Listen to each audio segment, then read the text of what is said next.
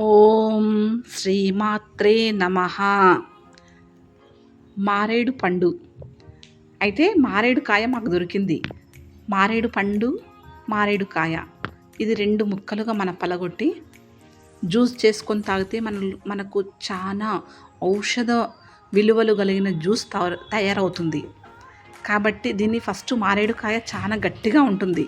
ఒక రోకలి బండ తీసుకొని దాన్ని 2 భాగాలుగా చేసుకొని ఒక చాకు కానీ లేదంటే స్పూన్ కానీ తీసుకొని నెమ్మదిగా చాకుతో అయితే నిదానంగా చేసుకోవాలి.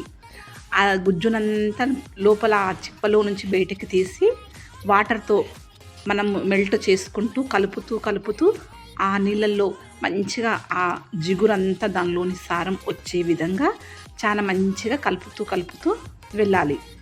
తర్వాత ఆ చెత్త అంతా మనం పిప్పిని బయటికి తీసి మంచిగా వడగట్టుకొని గ్లాసులో పోసుకొని తీపి కావాలనుకున్న వారికి కాస్త చక్కెరను కలుపుకొని మంచిగా సర్వ్ చేసుకుంటే